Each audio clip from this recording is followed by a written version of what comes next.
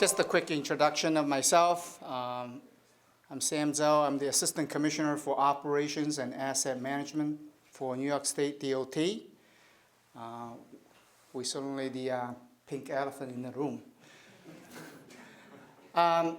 Before I start, I also want to acknowledge that Todd Westheis, our Chief of Staff, is also here. So we have the top brass here. You certainly get our attention. Very good. So far I have learned a lot already just by listening to all the presentations ahead of me. I certainly glad to share what we have done, what we're going to do, and the best practices that we certainly endure.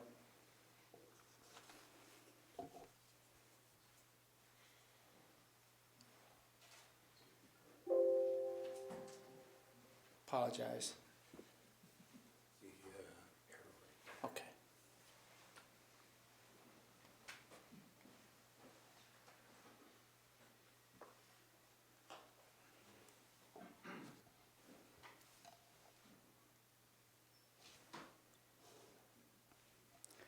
Well, first of all, I want to say that I know since I was the original director for 6.5 years for Capital Region, which include Adirondack, covers Adirondack area. So I know a lot of folks here. It's good to see the familiar faces. I know that some of you represent local government. Some of you guys are my colleague, snow and ice operators. Some of you guys are environmental advocate.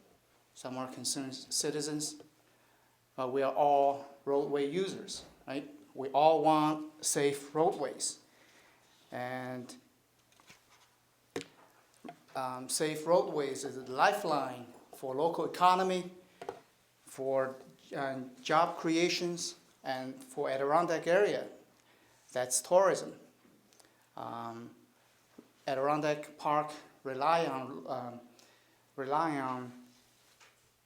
tourism,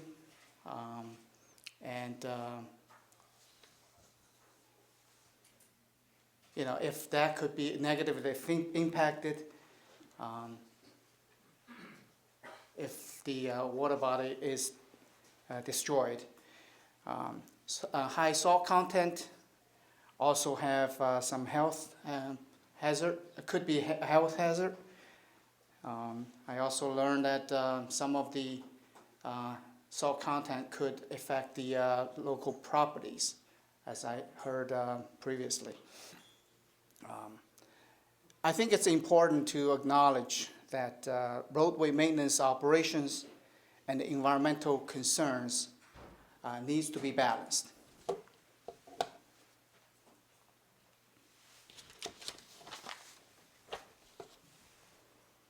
Brandon mentioned a couple of studies. I know that over the decades, environmental advocate groups have conducted several studies and raised the concern of the salt content.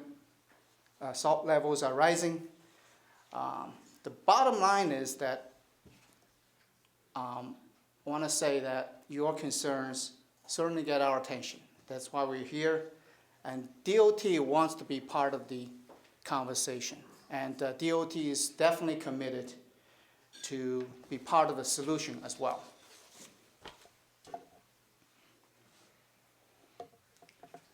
So the question is, why we use salt?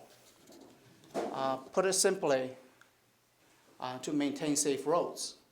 Section 12 of the New York State Highway clearly put the responsibility on the State Department of Transportation to maintain its roadway system. That includes snow and ice operations. Now the goal is to provide reasonable passage and movements of vehicles over such highway system. Okay, I want to emphasize reasonable passage. Based on the engineering judgment, our level of service are defined as follows. Sorry. No form of ice and ice pack on pavements, just like the practitioners mentioned previously.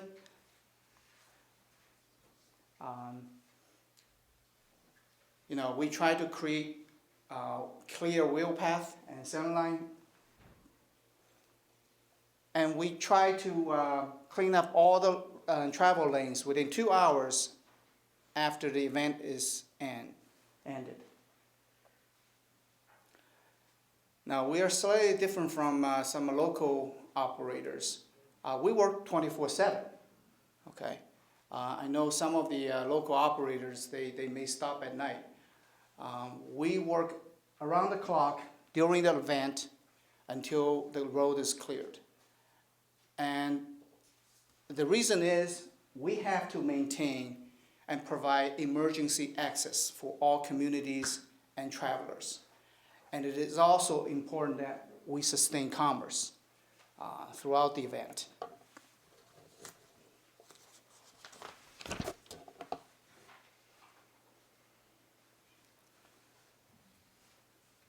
So, as you can see, is there a pointer on this? It doesn't work with the... Okay, that's good. As you can see, the right upper left corner, some of the folks in this room probably remember this was done, how this was done to operate the salt truck. This is way in the past, okay. We have state-of-the-art equipment, which is can accurately and consistently spread materials based on subscribed application rate. I think one of the presenter mentioned that they calibrate. We do that too. We actually calibrate on a monthly rate. And train the operator is very, very important, as previous presenters mentioned.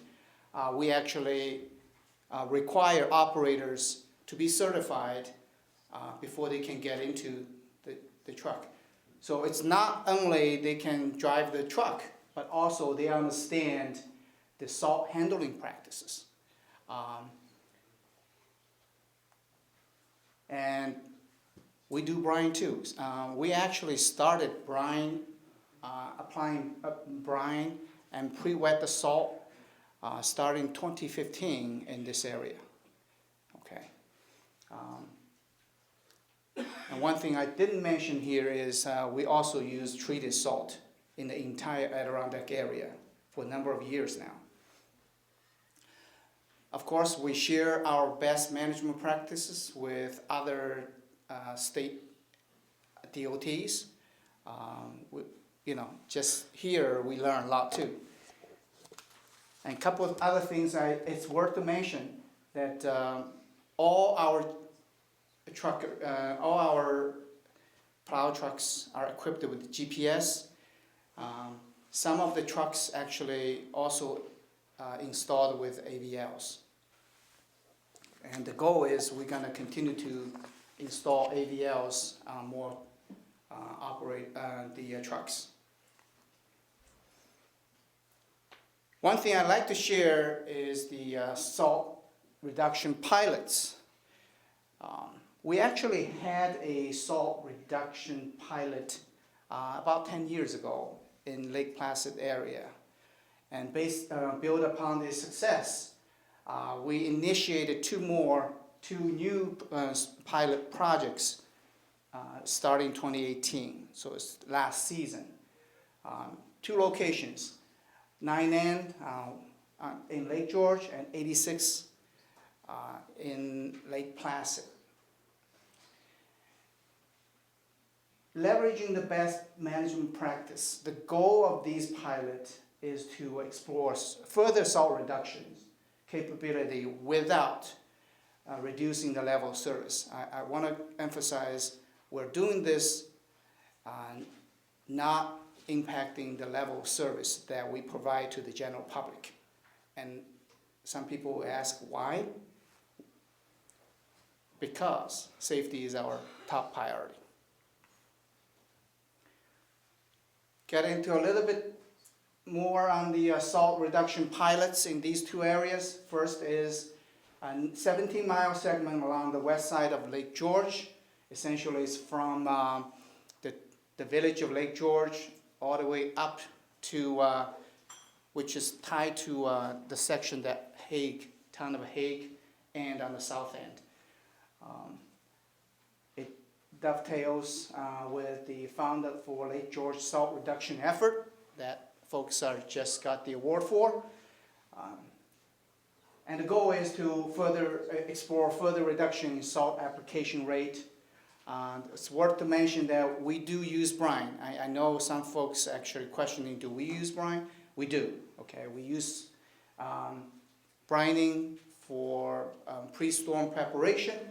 There are a lot of benefit. We get it. And we apply this not just here. Statewide, we use brining.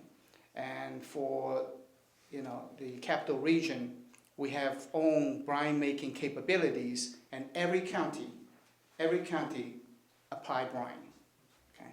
We pre-wet the salt, and we also use all treated salt in the Adirondack area. And this is a salt-only pilot. Right? It's worth to mention. The other area that we did the the pilot is Route 86 in Lake Placid, 16-mile segment from Old Military Road to Wilmington. This section has numerous challenges. I'm going to show some pictures later. Again, the goal is to further explore the possibility of salt application rate reduction. We use brine, pre-storm, pre-wet the salt, and also use treated salt on this stretch as well. And this is also, the effort is in line with ADK Road Salt Working Group, that initiative. So certainly we're working with ADK as well. In this section, we also tested brine, the abrasive use. We're exploring the pros and cons of using abrasive on this section. We installed seasonal speed limit, and that seems to receive a lot of positive feedback. So just some highlights of best management practice that we DOT do. Now these are obviously definitely had these pilot area. I want to point it out. These are also, a lot of them are our normal practice.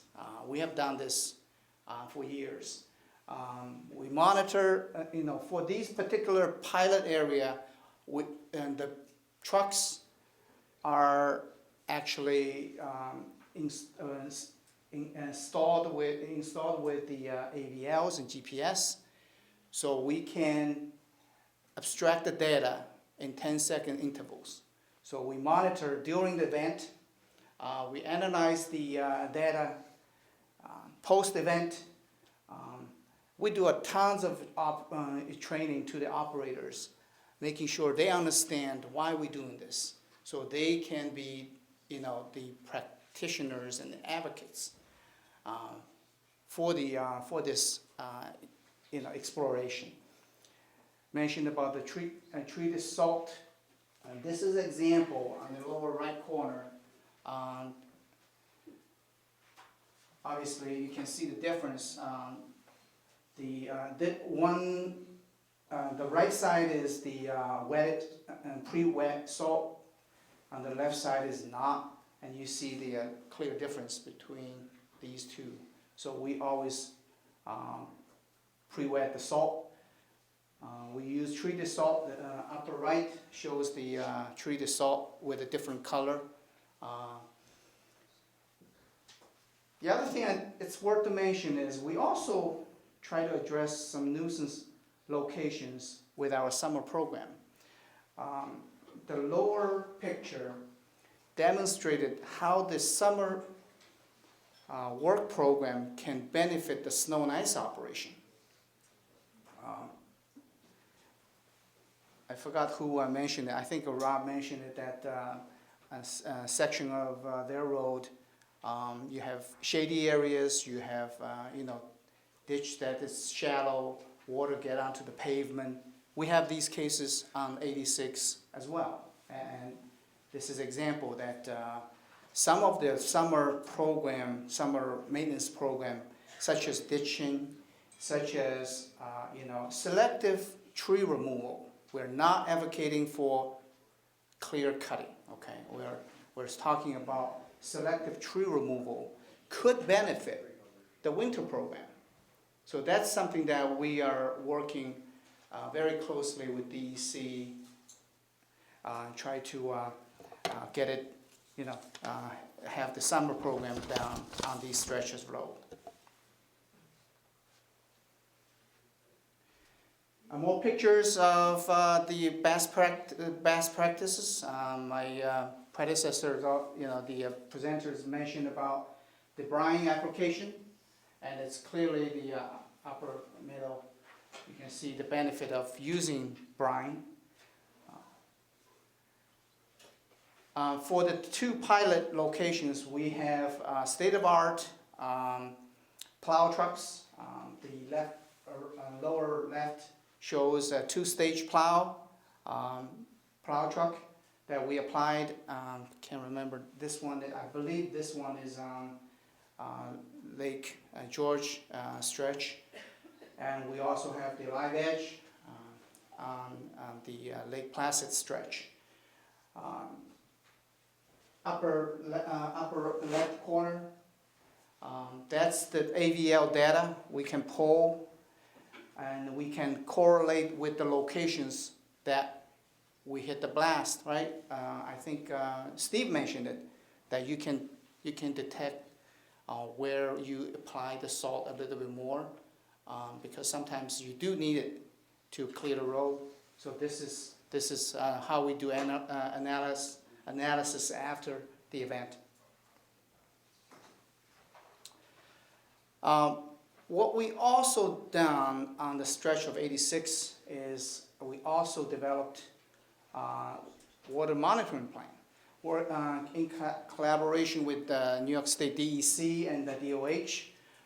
We developed the monitoring plan, and we actually hired USGS to help us implement this water monitoring plan.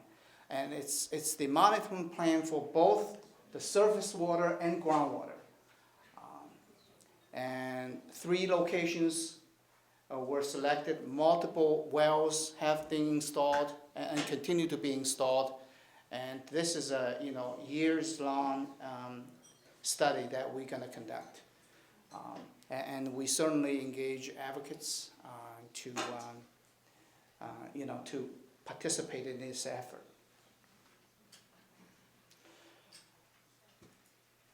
At these 2 pilot locations, we formed a strategic working group. We invited the advocacy groups, including ADK Actions, Paul Smith College, the Institute, Fund for Lake George, our Civil River Association, all the friends that's sitting in this room. At the state level, DOT, DEC certainly, and DOH are part of this strategic group. And this is really a forum for more communications and coordination and collaboration. This group is focused on big pictures. We're looking at how we can address the salt use concerns, and how we can collaborate among the public sectors and the private sectors. Because this is, as Brandon mentioned, this is not just a public sector issue. We need to work together. And how we can educate the public, right? because the expectation is pretty high, and the expectation of the level of service is ever going up. We also formed a technical working group. This is at I call it the practitioner level working group. We invited local stakeholders. The village mayor were the leaders sponsoring these working group. We actually invited public work, highway department folks, local businesses, local owners, because as I mentioned, this is not just our action, it's everybody's responsibility.